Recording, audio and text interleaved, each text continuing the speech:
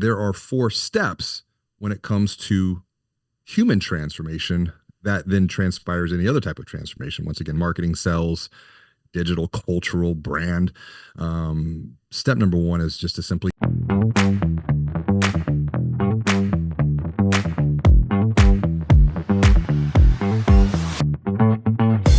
join us for Impact Live 2024 in Hartford, Connecticut this October 14th through the 16th. Over 3 days, business owners, CEOs, and marketing and sales leaders will learn proven strategies to drive business growth. Attend expert-led sessions on marketing, sales, leadership, and AI, and get a chance to network with industry pros just like yourself. Discover how companies like yours are dominating their markets. Secure your spot at impactplus.com/impact-5.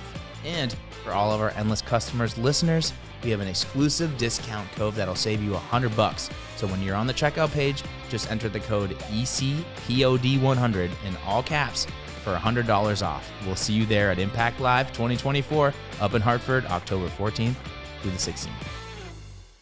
Welcome back to Endless Customers, the show that teaches you how to win, trust, and earn more business during this age of AI. I'm Alex Winter, your host, and today we are joined by James Robert Lay. He's a world-leading digital marketer, an author, a speaker, an advisor. James, welcome to the show. Well, thanks so much for having me on today. Yeah, no, I'm really excited to talk to you. This is our first time meeting other than through like email, so I'm really pumped to be talking with you. I did some background. I got a chance to watch your show. I got a chance to take a sneak peek at your book. There's a lot to talk about, but I think for our audience and for everybody watching and listening out there, a good place to start. Can you just tell people what's up, who you are, a little bit about yourself and your background, just to kind of like set the stage for everyone? So the best way to describe what I do is I'm a digital anthropologist who's been studying the intersection of marketing, sales, technology, and human behavior over the last 21 years. So when the internet was really in its infancy. And I would say the most interesting variable of all of that is the human behavior piece. And if we niche down even further, I'm focused in financial services. So we help financial brands stop losing loans and deposits because of unseen gaps in their marketing and sales strategies. Wow. That's fascinating. There's a lot to unpack there. And you said 21 years doing this. That's quite a journey. It has been a journey. And, and when you look back, it's interesting to see what has changed and also what hasn't changed. And I think right now we are, this age of AI, as you're talking, we are in a whole new inflection point where it's not just change anymore. It's really exponential change at a speed that it's hard for our linear human minds to perceive. Absolutely. No, we talk about this a lot here internally at Impact. And honestly, I'm just personally fascinated by it too, because it seems like there are cycles as we progress as a civilization, as we progress as an economy. And if you look back 30 years ago, so we're 2024, if you look back to 1994, it's like right at that 30-year mark of like when the internet was coming out and .com was becoming a thing and people weren't sure what that was going to entail and what that was going to look like. And I feel like we're on the exact same trajectory with AI these days, or at least it feels that way. Do you feel the same way? Is that true? I would agree the same thing. And it's not even, I think it's interesting just to surface the words that you're using. I feel this way. I feel that way. Yeah. Feeling is such a big, important part of the progress that we make on a journey. And it's something that I see leaders often not really thinking about when it comes to transformation, whether that's digital transformation or marketing, sales transformation. We have to continue to tap back into the emotive piece of this. But you're right. If we go back to 1994, the internet was reaching the mass consciousness of humanity.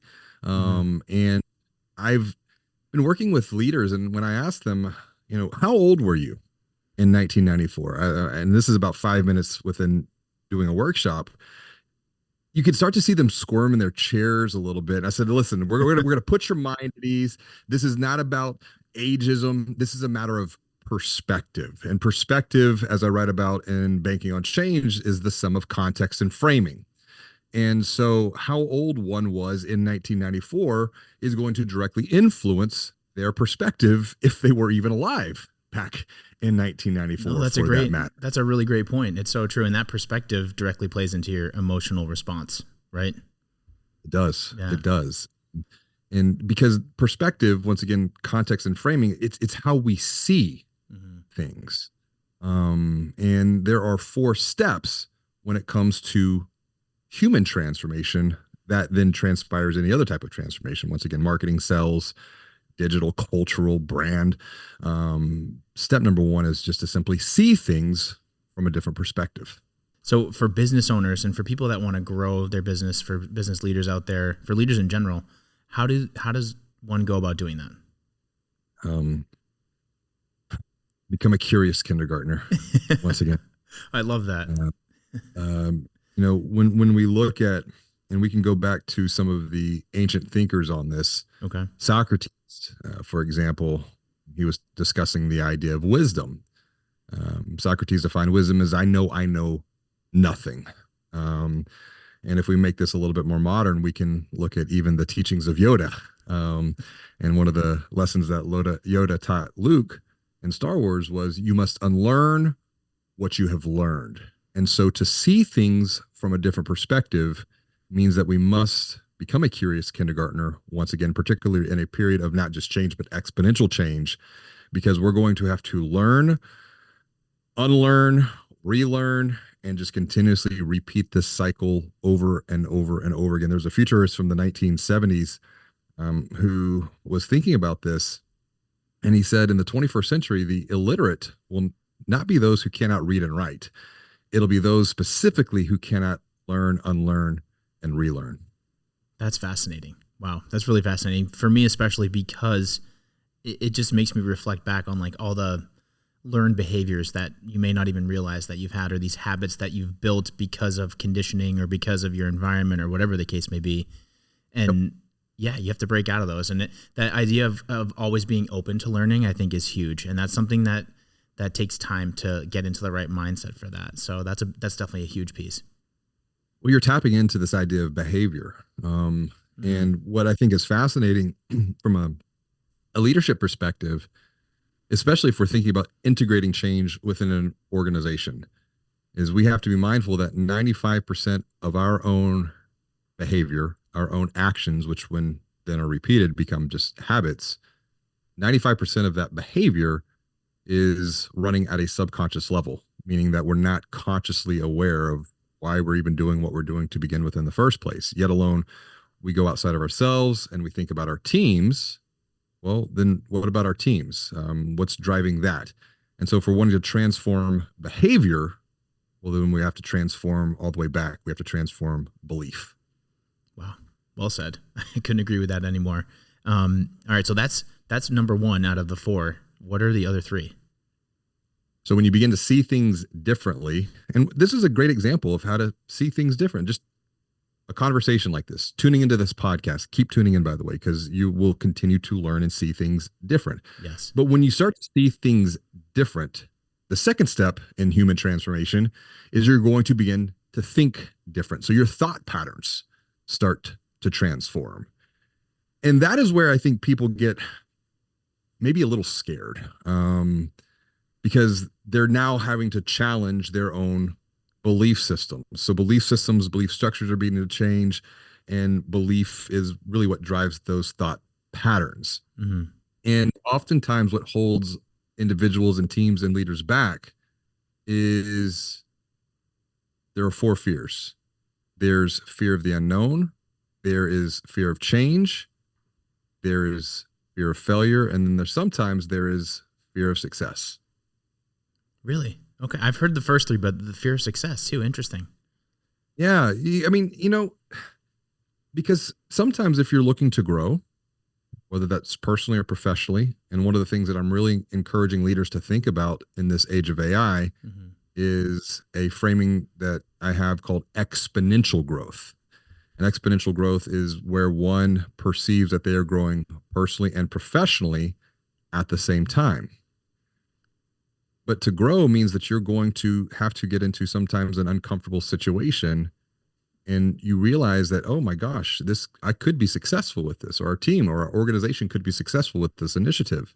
Well, that's going to require change and transformation.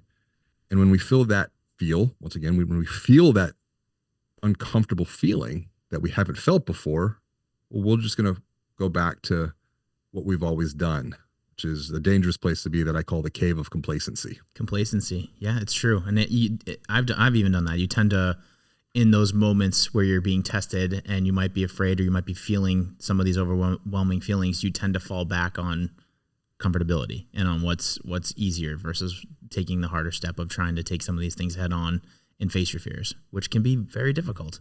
So what can people do in order to face those fears and to try to like overcome some of those feelings of fear?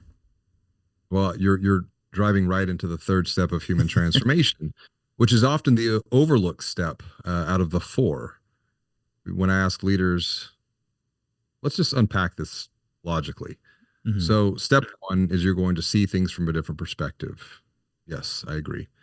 And when you see things differently, you're going to begin to think differently. I agree as well. Fantastic. So we're on the same path. Yes. Well, what about what happens next? When you see different, you think different. Then what? 99% of times, leaders will instinctively respond, and they get a little annoyed because they feel like I'm asking a rhetorical question. They're like, well, of course, James Robert, I'm going to act different, or I'm going to be different, or I'm going to do different. And we just sit there for a moment and just let that ponder. And I go, that's interesting. Because are there things that you're thinking about right now, whether personally or professionally, that you need to do different in your life? You have the knowledge, you have the perspective, you have the awareness, but you're not taking any action. And you can start to see them shift around a little bit. Yeah. You get a little uncomfortable. Well, it's got me thinking too, just to interject here, that like, I do feel like most people, especially if you're a business owner or a CEO or a business leader, you most likely have the characteristic of being of self-awareness and awareness in general. So like identifying the problem is one thing. You might know some of these things about yourself that you're self-aware that like, I could be better at this. I could be stronger with this. I need more discipline with X, Y, and Z. But knowing it and doing something about it are two very different things. And I feel like that happens with me too, where I know some of the things I want to improve upon, but then actually putting a plan together and like executing that plan so I make those changes in real time is a completely different story than just knowing about it. Yeah, I want to put a pin in the knowing and the doing, or the knowing that leads to growing. We're going to loop back to that here in just a bit. It's a bit more practical and not so meta. But this is a good philosophical framework that we can build behavior on, that we can then take action from, specifically if we miss this third step here. And the third step in the four steps of human transformation, it is the feeling. So you're going to see different, you're going to think different. The question is, are you feeling different about what you need to do next? And what are the feelings that you are feeling? And that's because the desire, the emotive state to take action, to do different, to be different, has to be greater. And in some cases, exponentially greater than the desire to feel stuck in the status quo, to stay the same. And that's where the four fires of fear come back into play: unknown change, failure, and success. And so to bridge the gap between thought and action, it does come down to feeling. And that's where things like inspiration comes into play, motivation. But we have to be very careful with inspiration and motivation, because inspiration is like a light. It's like a candle. It will eventually burn out, and then we'll find ourselves back to where we were before. Motivation is like a muscle. It's going to eventually tire. It's going to fatigue. And so to answer the question, how do we navigate the emotive pace of change, the emotive piece of change? This is where coaching comes into play, because it is the coach, the empathetic, the helpful guide, the Yodas of the world, the Mr. Miyagis of the world, who are guiding a hero along a hero's journey, can help to hold up the mirror, to not just have the self-awareness anymore, but to really do the actions align, does the behavior align with the future that the hero is wanting to create for themselves. And the helpful guide, without a hero, the helpful guide is going to continue to be lost. Without a coach, The hero is going to most likely, they might be able to make a little bit of progress on their own, but with the coach, the progress begins to move at an accelerated and exponential rate. Yeah, very well said. I couldn't agree more. And that's what we believe here at Impact as well. Our core mission is to create heroes, to grow businesses, and to change lives. And we do that through coaching and training. And I think to your point, accountability is a big piece. If you set goals and you want to be the hero and you're on your hero's journey and you have these dreams, goals, whatever you want to define it as, you need somebody to help keep you accountable and to help coach you through the emotions, the strategy, all the pieces that go with that journey to get you ultimately where you want to go. So I love what you're saying. I think that couldn't be more true. Well, the accountability is so critical because you can gain the awareness from seeing different and thinking different. That's where you begin to accept the new reality, the new perspective. Mm-hmm. Then you're going to have to take some sort of action, but it's that fourth A in this mental model. It's the accountability that ensures that the behavior is then continuously reinforced, which then leads to the fourth step, which is to do different, to be different, to act different. Now, I want to loop back to something that you mentioned before about the knowing and the doing, or how I frame this in Banking on Change, the knowing and the growing, the knowing that leads to growing. Because let's make this a little bit more practical. Okay. We can take these 4 steps of human transformation and we can put them into an operational model. We call it the 90-day growth method. And the question I get oftentimes is, why 90 days? What's the secret of 90 days? Well, when we look at just human behavior, the best laid plans of mice and men often go awry around the 90-day period. It's so true. And that's where we can get back on track. And so every 90 days, there are 4 seasons, or there are 4 patterns that follow the seasons that we can cycle through, that we can journey through.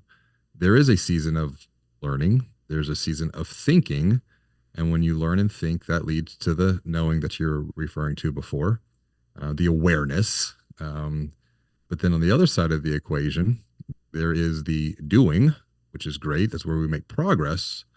But unless we create space and time to pause, to review, and reflect on what we've done, it's very hard to measure the progress that we've made. And I know a lot of leaders are very driven, high functioning. They want to keep going. They want to keep growing, but they often end up tired and burned out because they're missing the last step. They're missing the review and the reflection to measure the progress. They're always looking at what's the next mountain that I have to climb. Right. It's always go. Yeah, that's so true. Mm-hmm. Yeah, I think of there was a financial brand that I was working with, and they were doing some work with Clifton and Strength Finders. And then the whole entire executive team, they were all achieving as their strength, which is great. The challenge is this particular group was just feeling tired. They were feeling burned out. And I said, well, when was the last time that you paused and to review of the progress that you have made over the last 90 days? Everyone looked at each other. Never done that.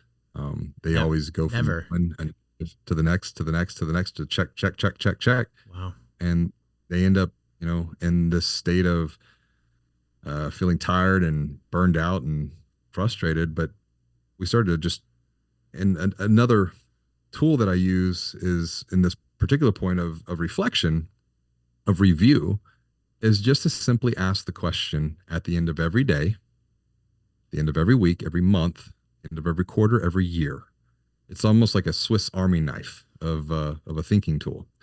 And that question is, well, what's been going well for you? And WELL is an acronym for winning, exciting, learning, and looking. And it asks 4 specific questions. Where have you been winning? What are you excited about? What have you learned? And what are you looking forward to? So, for example, at the end of the day, what are my 3 big wins for the day? What am I excited about right now? What did I learn today? What am I looking forward to tomorrow?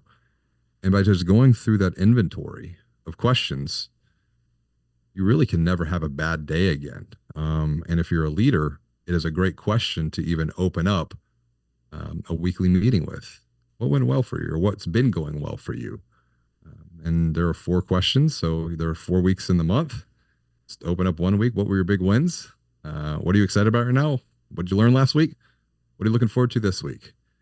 And you really can help to manage the energy in a room to where you never have a bad meeting again, because as a leader, you're guiding the energy of the conversation. You're ensuring that the conversation is starting off on a high note, because we know where energy, focus, attention goes, or where energy flows, that's where attention goes. And so we want to be very mindful of how we as leaders are guiding the energy, even in a room where we're facilitating a conversation. Absolutely. No, you as a leader, you really have to set the conditions, and how you set those conditions directly affects the energy in that meeting and the response you get from the people in that meeting. So it's critical to do that correctly. And I love that acronym. Well, I'm gonna steal that if that's all right.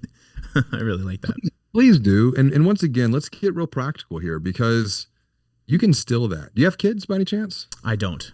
No. You don't have kids. Well, if you know someone who has kids, this is something that you can teach them to teach their kids. Okay. Because this is a tool that I've been using at home with the 4 lay kids, who are now 14, 12, 10, and 8. And it's gotten to the point to where if I don't ask them what went well or what was good for them that day during dinner, they're very quick to now call me out, because that has been their conditioning. That has been their environment. Every dinner, we're going to talk about what were the wins of the day. What did you learn today? And so now they're building this into their own mental model, so that they are measuring progress at the end of the day. A lot of this thinking is inspired by and influenced by some of the work of, say, Carol Dweck with growth mindset, because I know that in periods of extreme change, like we're undergoing right now, it can be very easy to start to feel confused, to feel frustrated.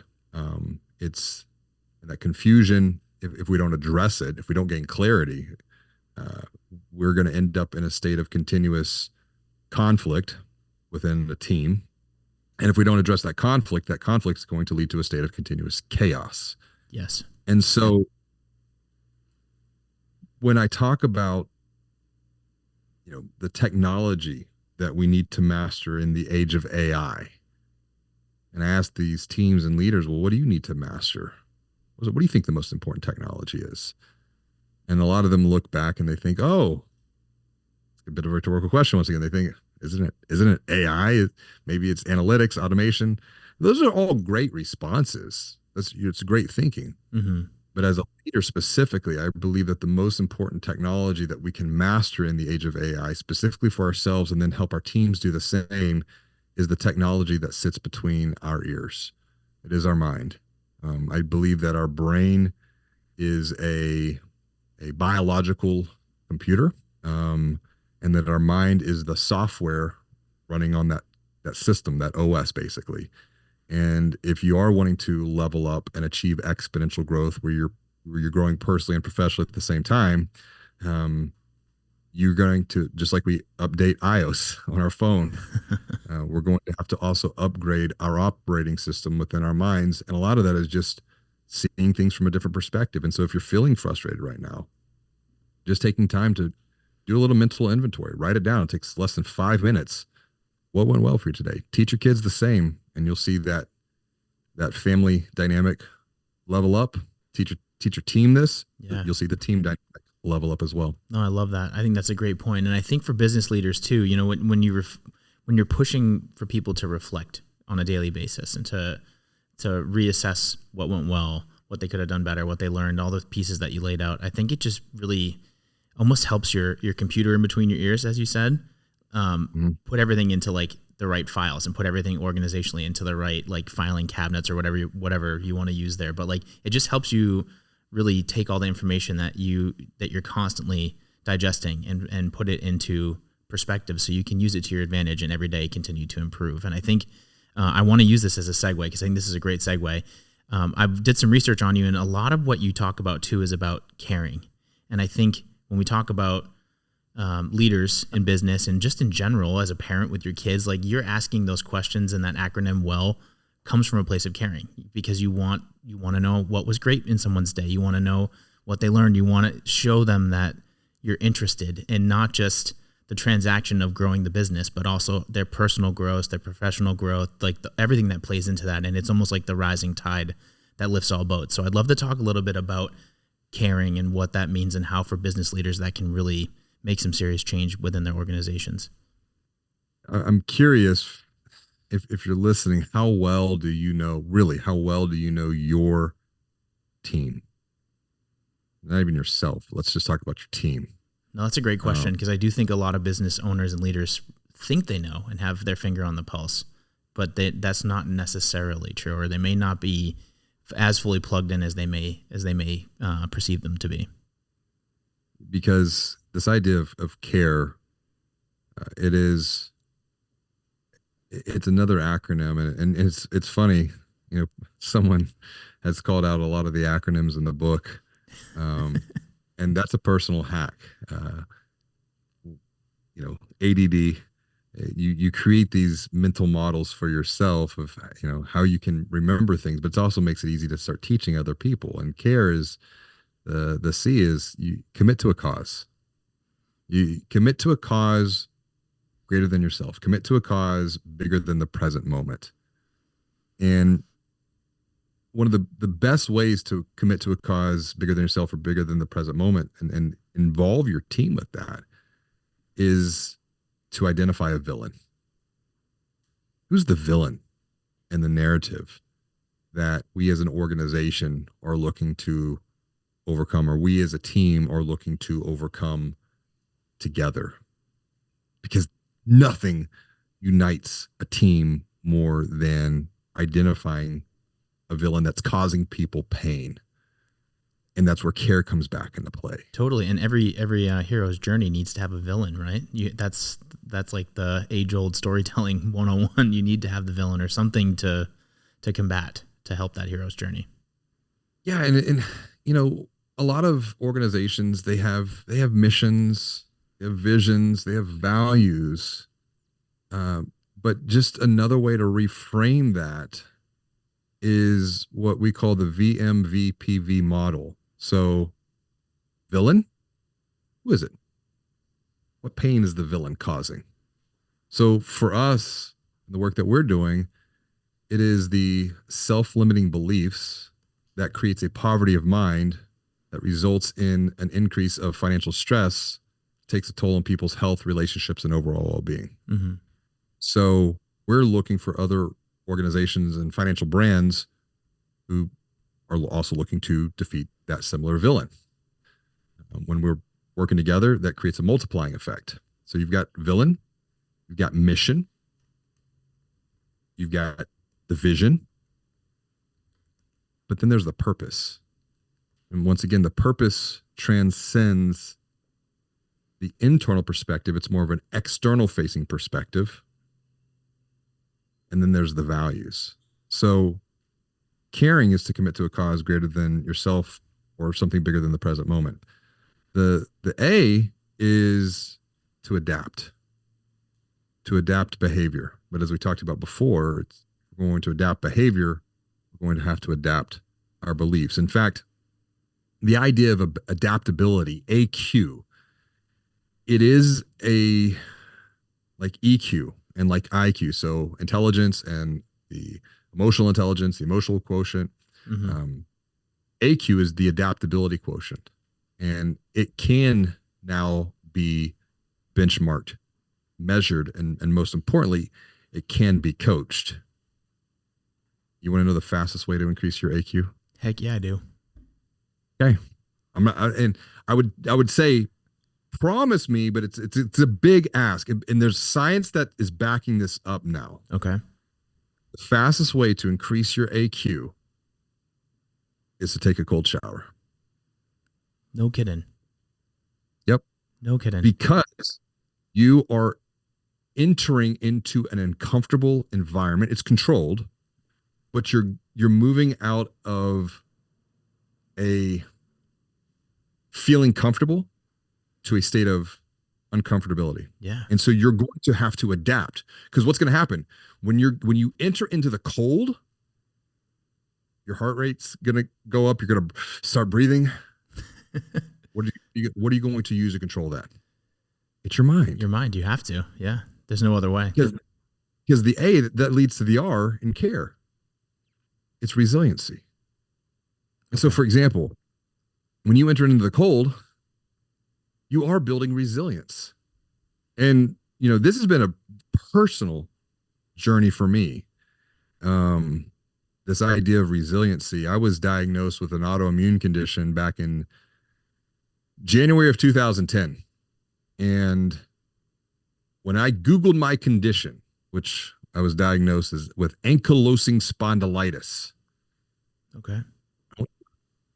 I went through 2 years of just dark night of the soul, really some deep depression, some struggles with addiction. Oh, wow. And it's the resiliency that will get you to the other side. But I continued to explore and look for ways to manage this condition. And in hindsight, I'm so grateful for the diagnosis, because it really forced me to transform my behaviors, which was really transforming my beliefs. And I'm healthier now at 42, almost 43, with an autoimmune condition than when I was diagnosed. And that's incredible. That's really incredible. Good for you. That's unbelievable. Well, one of the benefits of this was finding the cold therapy, because it's been about 20 months since I took my last autoimmune blocking shot, because I said, you know what? I really believe that I can manage this. It's the idea of resiliency. And resiliency, once again, it's like a muscle. You can build this up over time. And that directly relates to the last character of care, which is energy. How are you managing your energy? Because once again, where your attention goes, energy is going to flow. And the mind can only hold a positive or a negative thought. So for example, it's like when you look out, think about the future. Think about the future at a macro level, global level. Mm-hmm. Are you looking at that through a lens of hope and optimism and abundance? Or might you be looking at through a lens of maybe fear, scarcity, uncertainty, doubt? Right. And it's not a right or wrong. We use a tool called the Future Growth Index that measures this. And it's very interesting what you find when you take this into teams and specifically into organizations, because their perspective of the future is going to directly influence their decisions that they're making now in the present moment. And then you go from the macro level, you ask the same question about the organization. When you think about the future of the organization, are you feeling hopeful, optimistic, abundant, or are you feeling fear, scarcity, doubt, uncertainty? Right. And the organization, you move into the team. And when you look at the team, you ask the same question. And it's the idea of energy too. We need to ask actually specifically, because we're talking about care and how care translates into the team. Mm-hmm. Really need to ask who is on our team. Team is time, energy, attention, and money. Because there are 4 questions that we have to ask when it comes to managing this. It's how are we, or really, how are we investing our time? Because in the age of AI, time can become a multiplier. It's like this podcast is a multiplier of time. We're doing something once that's going to continue to create value beyond this moment in time. Totally. So that is a time multiplier. That is an investment right there. It's Absolutely. Couldn't agree more. Time. Mm-hmm. Then it's the follow-up, because a lot of times when we talk about time, it's how are you spending your time? And I think that's the incorrect question. How are you investing your time? How are you spending your energy? The E of team. That's the next question we need to ask. Interesting. Because if you think about it, what do we do at the end of every day? We plug our phones in, plug our laptops in. They have to recharge. We have to recharge too. So that's where the questions like what's been going well comes into play. Hmm. But what's going to impact how we spend our energy is the follow up to that. So it's time, energy. It's what are you paying attention to? And that right there, what are you paying attention to? Is it increasing your energy? Is it decreasing? What mental state is it putting you in? And be very mindful now of your team too. How are, who's on their team? How are they investing their time? How are they spending their energy? What are they paying attention to? Right. Because it's going to directly influence the progress and the growth of the team. Yeah. Well, And and the last one, that energy can be shared too when you get into the team setting, because one person's energy can literally shift the energy of the rest of the team. So it's very important to be mindful of that, especially as a leader, because it can really influence the room. it can, and more specifically, more practically, even one of the tools that we use here is a method called Colby, the Colby Index. And Kathy Colby has been studying the mind for probably 50 years at this point. Her father developed the Wonderlic test. So this family has been studying the mind for a very long time. And one of the things that Kathy Colby identified was there's the cognitive part of the mind, and not many people are familiar with the cognitive part of the mind. And the cognitive part of the mind is how one naturally takes action or solves a problem. It's basically the built-in operating system. So this has nothing to do with personality. This is just your innate action modes. And being very mindful of how one takes action or solves problems is going to directly impact how they spend their energy, for that matter. Yeah. And we're not going to go too deep into this, but I just wanted to bridge this as another practicality of, if you're curious about, how am a leader? How is a leader? How am I spending my energy? And more specific, how is my team spending their energy? Because if you're finding that your team is drained all the time, it could be because they're working outside of their natural initiating strengths, or they're solving problems outside of their natural initiating strengths. And then all of that, how you answer the questions of time, energy, and attention, it's going to come down to the relationship with money. Yeah, no, that makes sense. It's interesting too, because you have me thinking. I talk about this with my wife and offline with some of my friends too. But we talk about manifesting things, right, and the power of manifestation. And just off of this conversation, you put some things into perspective for me that, like, your brain's a powerful tool, right? And when you manifest things, what's happening is you're using that energy to either be positive or negative, and that directly affects what you manifest. So like if you keep telling yourself in the future that you want to be positive and you're going to achieve these things, and you keep setting yourself up mentally to do those things, you will eventually do those things because you're setting yourself up for that. The same way, reversely, if you're being negative, it could go the other direction. So like that power of manifestation, I think, comes back to exactly what you're saying about the energy that you carry and the discipline you bring to trying to stay positive with that energy. 100%. Because once again, it's really about mastering the most important technology, which is it's the mind. Because I think right now, specifically as we're moving to the age of AI, we're going to be very mindful of what we are paying attention to. Social media is an amplifier, and it's my relationship with just digital tools over the years has really transformed. In Banking on Change, I have chapter 6. It's about philosophy, digital stoicism, and it's asking the question, what is the relationship that you have with your digital devices? Once again, I talked about some struggles with addiction. I got to the point to where I ended up having to uninstall email off my phone, uninstall social media off my phone. And this is the most, I would say, shocking for people when they hear this, particularly as a digital anthropologist. I uninstalled my internet browser, and my wife has the password to where I can't install it ever again. Because I love to learn. I really, really do.